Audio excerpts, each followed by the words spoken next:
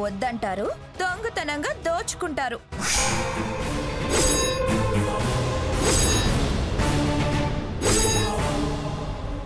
పౌరుషాలకి మాటలు అంటారు, చాటుమాటుగా కలుస్తుంటారు. ముందు నీతి నిజాయితీ అంటారు, వెనకాల చేరి భజన చేసి బుట్టలో వేసుకుంటారు. వారాలు వర్జ్యాలు తిథులు అంటూ మీరు కేజీల కేజీల బంగారం దారపోస్తూ ఉంటారు. ఆహాహా, 2 చీరలు, గొలుసులు, గాజులు. ఇది తృతీయ పేరున, రేపు చతుర్థి, ఆ తర్వాత పేర్లవి.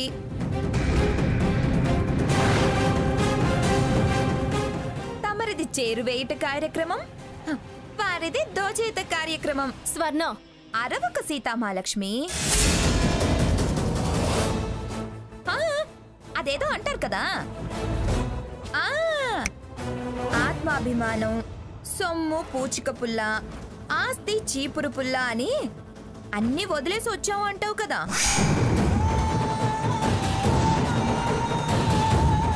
మరి చాటుగా అవన్నీ వదిలేక ఆపగా అందిందే దక్కుళ్ళు అని ఇవన్నీ తీసుకున్నావా?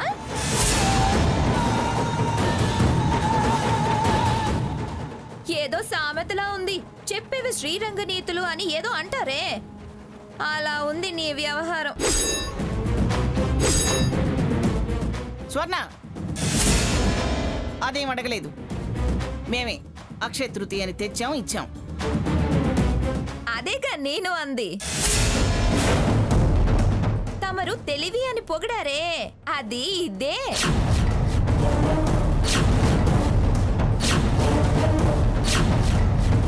తెలివైన వాళ్ళు తెలిసిన వాళ్ళు వడ్డించే వరుసలో కూర్చుంటారు అంటారు. తిన్నంత తిని పొట్లం కట్టుకుపోతారంటారు అంటున్నా.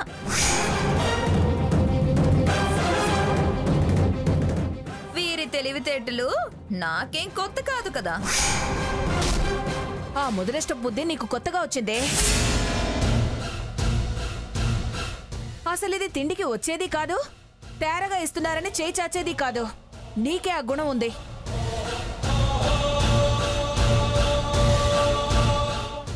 మనది కానిదైనా నాదైతే బావుండు అనే ఆశబోతానో నీది.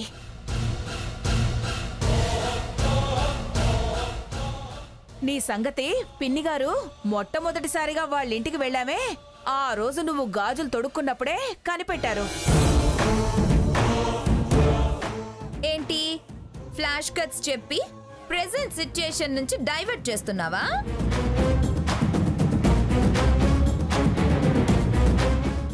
వీరిని రెస్పెక్టబుల్ లెవెల్లో ఉంచాలనా నీ ప్రయత్నం? రెస్పెక్ట్ అడిగి తెచ్చుకునేది కాదే, అది మన ప్రవర్తన తెచ్చిపెడుతుంది. ఆ పొజిషన్ సీత ఎప్పుడో తెచ్చుకుంది. అవునా? ఏది ఇలా దొంగచాటుగా మీరివ్వటం, తాను తీసుకోవటం, అదేనా రెస్పెక్టబుల్ పొజిషన్? స్వర్ణ,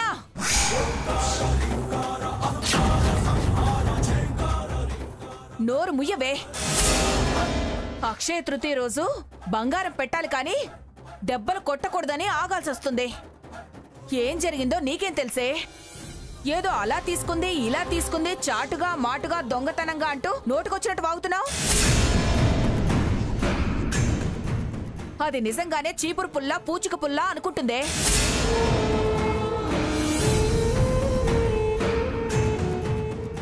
దాని ఆత్మాభిమానం గురువింద గింజంత కూడా తగ్గలేదు.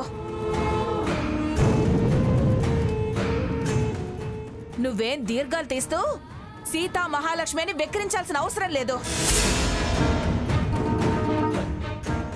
అసలేం జరిగిందో నీకు ఆవగింజంతైనా తెలుసా? గుమ్మడికాయంత నిందలేస్తున్నావు. ముందు నేను, తర్వాత పిన్నిగారు వచ్చారు.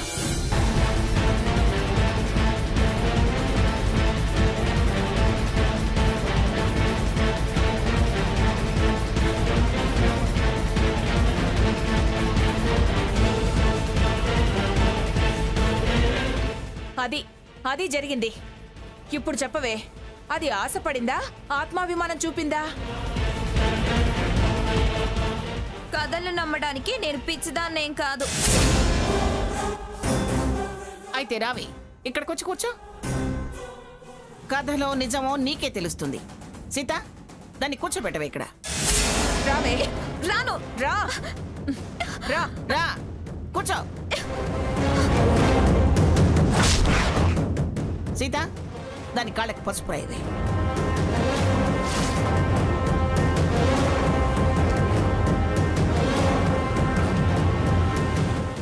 సావిత్రి, కదలకుండా పట్టుకో దాన్ని.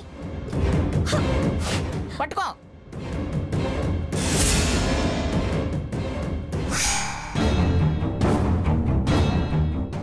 వద్దన్నా. రాయ్ సీత, వద్దన్నా. వదలొద్దు దాన్ని. పట్టుకోండి, కదలేకుండా పట్టుకోండి దాన్ని. పుట్టింటి కట్నంగా నువ్వు అందుకున్న తాంబూలం దానికి ఇవ్వు సావిత్రి.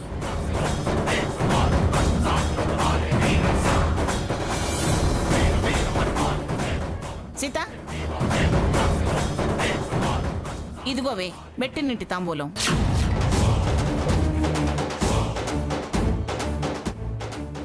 చూసుకో, నేను కొన్న గాజులు, చీరలు, గొలుసులు, ఎక్స్ట్రాగా మీ అమ్మ కొన్న బంగారపు పూసలు కూడా ఉన్నాయి. చూసుకో. తీసుకోవే. తీసుకొని బాగా చూసుకొని నీ కళ్ళమంట చల్లార్చుకో. పెట్టాము, దోచుకుంది అన్నావుగా. ఇప్పుడు నీ కళ్ళు చల్లబడ్డాయా? ఇక వెళ్ళు. బుద్ధున్న దానివైతే తల్లి కాళ్ళకి నమస్కరించి ఆశీర్వచనం తీసుకునేళ్ళు. వంగితే మొట్టి రకం ఆవిడ. ఆశీర్వదించదు, తిట్టిపోస్తుంది. ఎందుకే అమ్మమ్మ గారు నేను వద్దు అన్నది? దాని బుద్ధి నాకు తెలుసు సీత. మరి ఇలా తాంబూలానికి కూడా తప్పు పడుతుందని నేను అనుకోలేదు. అయినా మీరు సీతకివ్వడం, సీత మీకివ్వడం జరిగింది కదా. అంతా అయిన తర్వాత స్వర్ణ రావడం మంచిదే అయింది. సీత కాదంది అన్న విషయమైనా తెలిసింది దానికి. అది అలా అనుకోదమ్మమ్మ గారు. నేను వచ్చాను కాబట్టి ఇలా నాటకం ఆడారు అని అనుకుంటుంది. అదనుకుంటే నీవన్నీ తగ్గుతుందా? అదంటే నీ గుణం మారుతుందా? అది వంక పెడితే నీ చక్కదనం తగ్గుతుందా? దాని బుద్ధే వక్ర బుద్ధి అని తెలుసు కదే. బయటపడి బుద్ధి లేంది అనిపించుకుంటుంది. సర్లే, ఇంకా విషయాలన్నీ వదిలేయండి. నేను వంట చేస్తాను, మీరందరూ భోంచేసాక వెళ్దురు గాని. వద్దులే సీత, నేను వెళ్ళి సువర్ణలక్ష్మి పూజ చేయించాలి. ఆ తర్వాతే భోజనం. సావిత్రి వచ్చిందిగా, ఎలాగో వచ్చావుగా, సీతతో పూజ చేయించి భోజనం చేసి తాంబూలం తీసుకుని వెళ్ళు. కన్న తల్లి లక్ష్మి స్థానంలో కూర్చుని తాంబూలం అందుకుంటే కూతుళ్ళకి మంచిది. అలాగే పిన్నిగారు. మా సీత వస్తామమ్మా. మా సావిత్రి వస్తామమ్మా. మంచిది బాబాయ్ గారు. వస్తాం సీత. అలాగే వస్తాం అమ్మమ్మ సావిత్రి. గారు. మంచిది పిన్నిగారు.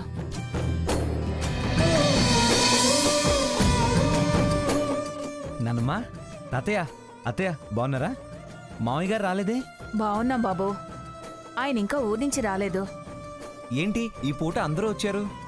అక్షయ తృతీయని సీతకి తాంబూలం ఇచ్చి వెళదామని వచ్చాం. అలాగా? ఈలోగా ఆ చిన్న రాక్షసు వచ్చి నానా యాగి చేసి వెళ్ళింది. పౌరుషాలకి మాటలు అంటారు, చాటు మాటుగా కలుస్తుంటారు. సీత, దాన్ని కూర్చోబెట్టవే ఇక్కడ. నేను కొన్న గాజులు, చీరలు, గొలుసులు, ఎక్స్ట్రాగా మీ అమ్మ కొన్న బంగారపు పూసలు కూడా ఉన్నాయి. చూసుకో.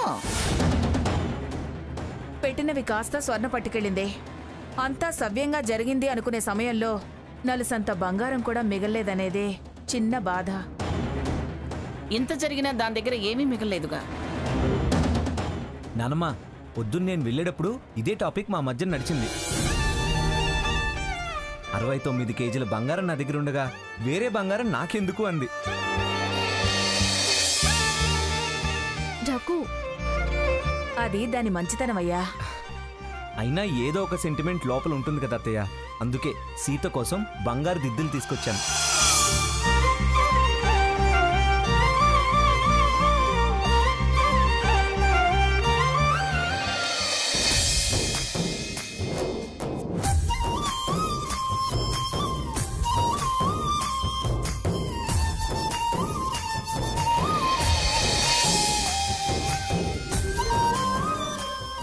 చూసావమ్మా సీత, నీకు దక్కలేదే అని నువ్వు బాధపడ్డావు.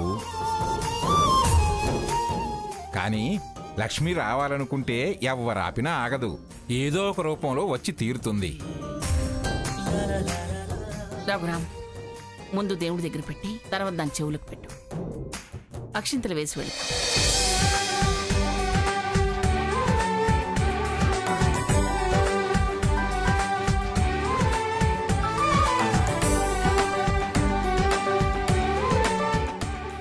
అమ్మా సీత, నీ భర్త స్వార్జిత బంగారం ఈ అక్షయ తృతీయ రోజు నీకు దక్కింది. ఇక నీకు పట్టిందల్లా బంగారమే. ఆ దేవుడు కరుణిస్తే స్వర్ణ లాంటి వాళ్ళు ఎన్ని ఎడం చేతులు అడ్డం పెట్టినా వీళ్ళ ఎదుగుదలని ఎవరూ ఆపలేరు. కానివరా అలంకారం. పర్వాలేదమ్మమ్మ గారు. నానమ్మ కోరిక తీర్చకపోతే ఎలా సీత? వంక దొరికిందా? కాదు, తృప్తి దక్కుతుంది.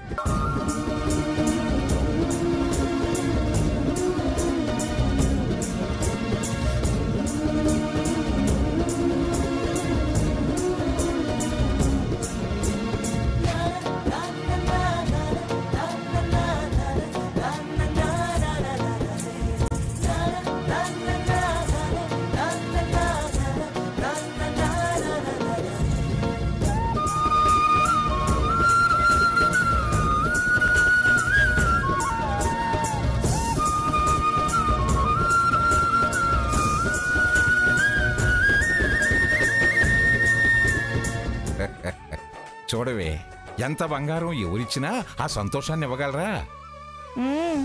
ఈ విషయం తెలిసి కూడా మీరు నాకిప్పుడైనా కనీసం నాకు చెంపస్వరాలైనా పాపిడి విళ్ళైనా వడ్డాణమైనా చేయించారా? వడ్డాణమా? అది మంగ మన పెళ్ళైన తొలి రోజుల్లో. ఆగండి. మీ 1917 కథ ఆపండి. ఇక పదండి, పెడదాం మనం. నానమ్మ, తాతయ్య భోజనం చేసి వెళ్ళండి. లక్ష్మీ పూజ ఉందర ఇంట్లో, దాంతో చెప్పాను. మీ అత్తయ్య గారు ఉంటారులే.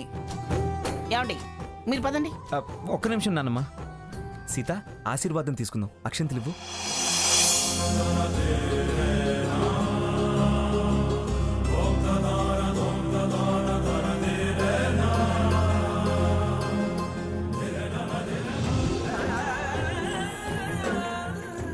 దీర్ఘసుమంగళి భవ, దీర్ఘాయుష్మాన్ భవ.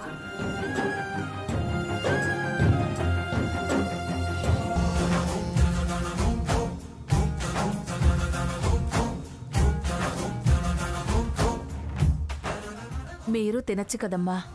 ముందు లక్ష్మీదేవి స్థానంలో ఉన్న నువ్వు భోంచేశాకే మేం భోంచేస్తాం. అంతే అత్తయ్య గారు. మీ ఇద్దరిని ఇలా చూస్తుంటే ఎంత ముచ్చటేస్తోందో. కంటికి ఇంపుగా, కడుపు నిండుగా ఉంది. అలా అని భోజనం మానేస్తారా? మొదలు పెట్టండి అత్తయ్య గారు.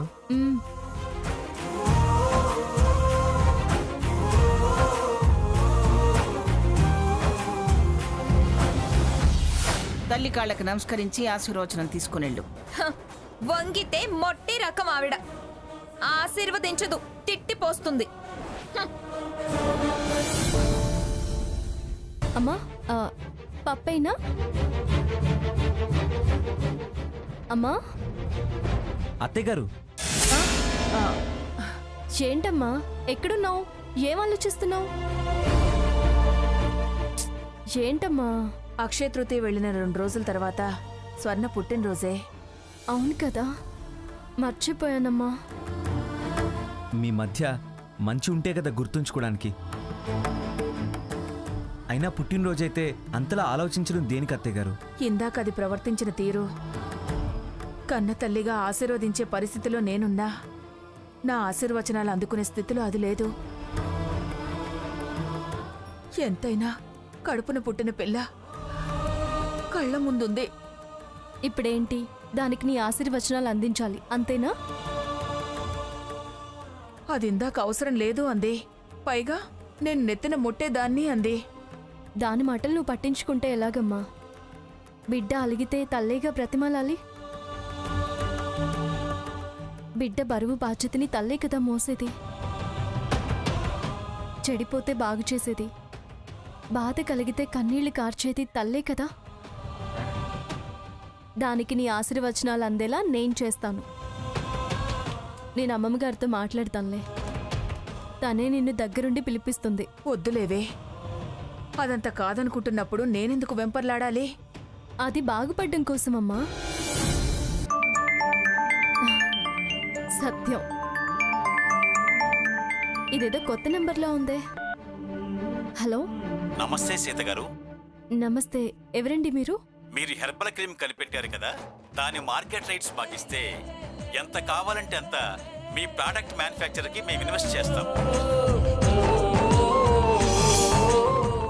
జగ్గు, ఎవరో ఇన్వెస్టర్స్ అంట. మాట్లాడు సీత.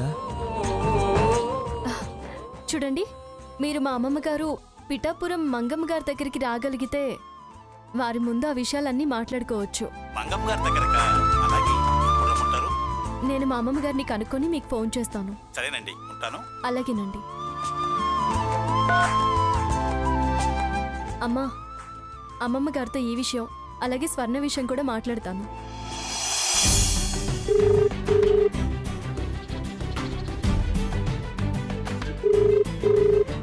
చెప్పు సీత. ఇందాక ఎవరో ఇన్వెస్టర్స్ ఫోన్ చేశారు. ఆహా,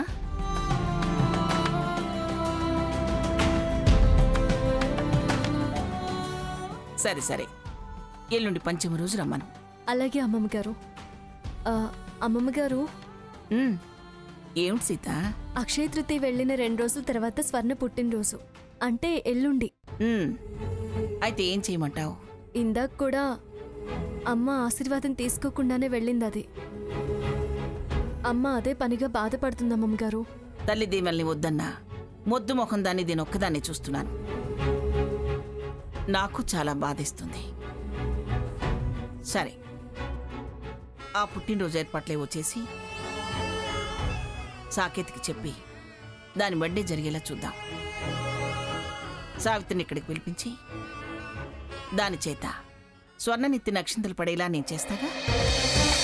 పుట్టినరోజు వేడుకొని చేసేనా దాని పురిలో పుట్టిన బుద్ధి మార్చే ప్రయత్నం చేద్దాం. సరేనా? సరే అమ్మమ్మ గారు, ఉంటాను.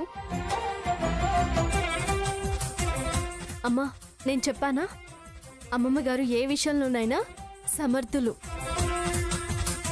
దాని పుట్టినరోజుని ఆవిడే దగ్గరుండి జరిపిస్తానన్నారు. అలాగా? అమ్మా, నీతో దగ్గరుండి అక్షింతలు కూడా వేయిస్తానన్నారు. ఇక నువ్వు భోంచేయి. చేయండి అత్తయ్య. తిను.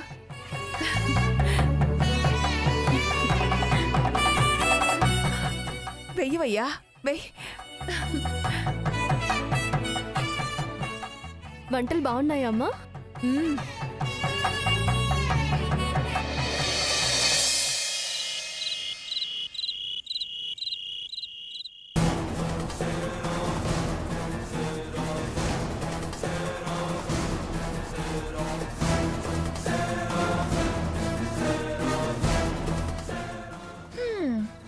పిఠాపురం మంగమ్మ గారి మనవడు, పిఠాపురం సాకేత్ వర్మ.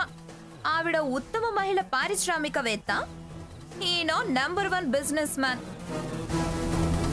పేరు గొప్ప, ఊరు దిబ్బ అంటే ఇదేనేమో. ఏయ్, ఏంటే పిచ్చి పిచ్చిగా మాట్లాడుతున్నావు?